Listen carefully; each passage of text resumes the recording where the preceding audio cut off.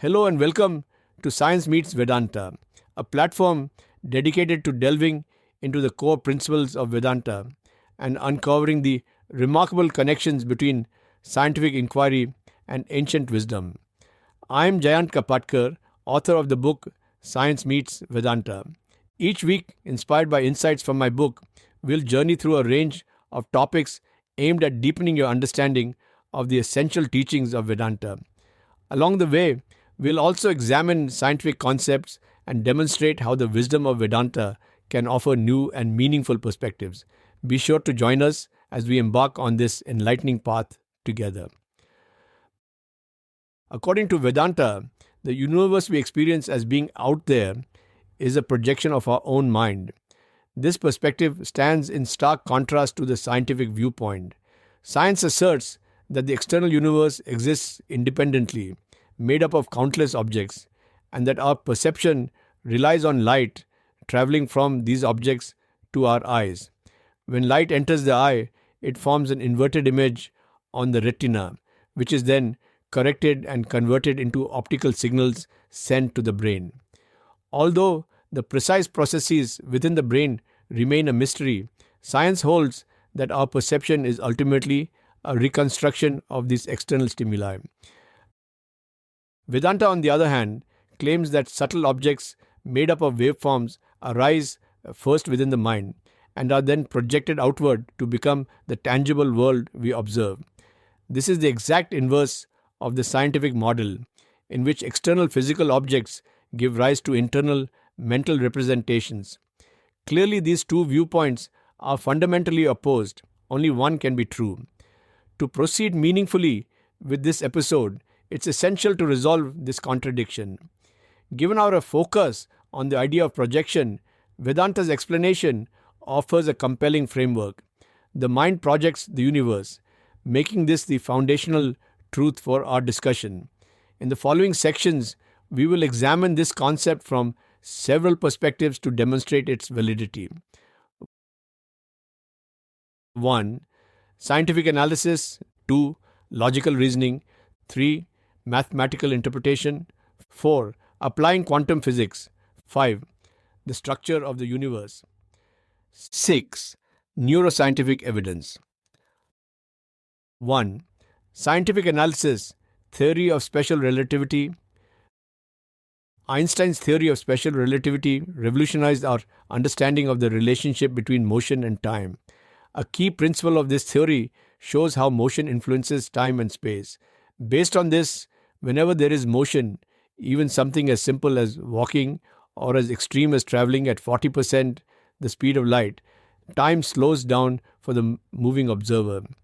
The extent to which time slows depends on the speed. The faster the motion, the greater the effect. At the speed of light, time effectively stops. Please listen to my episode Einstein Theory of Relativity for a detailed explanation on these amazing happenings. This profound connection between motion and time has far-reaching consequences in our everyday lives, even if we don't notice or feel it directly. Motion is everywhere. We see ants crawling, people walking, cyclists pedaling, and cars speeding by. If we apply Einstein's principles, it means that the passage of time is unique to everyone based on their movement. Two people standing still experience time at the same rate, but once one starts moving, their experience of time slows relative to the one who remains stationary. If you remain stationary while I begin to walk, the ticking rate of my internal clock shifts, even if only by a tiny amount. Because time moves differently for each of us, the vibration of atoms in objects would be different, making the objects we perceive unique to our own perspective. In this sense, we each experience a personalized reality, shaping our own version of the universe. Just as I create my universe, you create yours, and so does every other living being. Therefore, the conclusion is clear. Each person projects a unique universe shaped by the rhythm of their own internal clock. This aspect of Einstein's theory of special relativity aligns with the teachings of Vedanta, which suggests that the universe is a projection of individual minds. 2. Logical reasoning. We have explored this in various discussions that the true origin of space is the observer within each of us. This insight carries profound implications, so it's important to revisit this line of reasoning for clarity. Let's examine the nature of external objects. For example, if we observe a distant star located 5 million light years away, the light we see from that star began its journey toward us 5 million years ago. When we look at the sun, its light takes about 8 minutes to reach our eyes. Observing the moon, we see light that took 3 seconds to arrive. If we notice an airplane flying at 30,000 feet, the light from it reaches us in roughly 300 milliseconds. The closer the object, the less time light takes to reach us. Now, consider staring at a tree just outside your window. The light travels to you in only 10 microseconds. Glancing at a computer screen just a foot away, the light's journey is even shorter, about 1 nanosecond. As the distance between observer and object decreases, so does the time it takes for light to travel. If we continue this pattern, we find that the only logical point where light takes 0 seconds to reach us is the observer, the very center of perception. This means the observer within is the true starting point of space. No matter who observes the universe, each will arrive at the same conclusion. The starting point for space lies within themselves. This holds true for every living being. Consequently, it appears that everyone has their own unique starting point of space.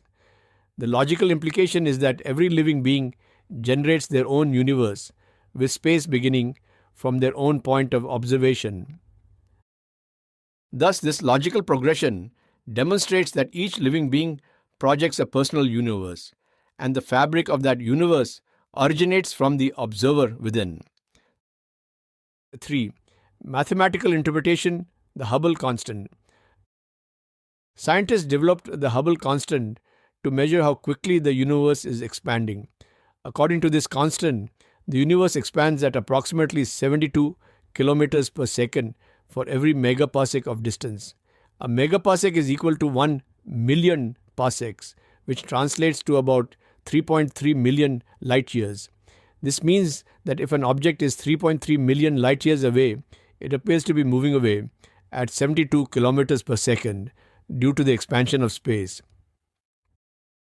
The Hubble constant is derived from observational data, not from any mathematical proof.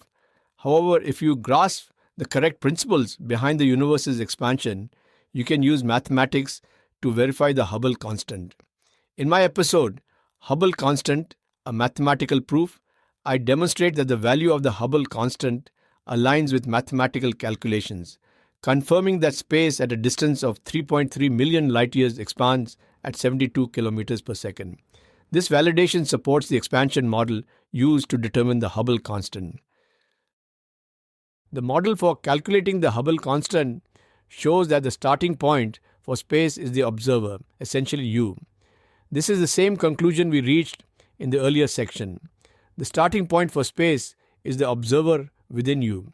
Since each person has their own perspective, each individual mind projects their own universe, creating space and populating it with objects upon the space-time fabric.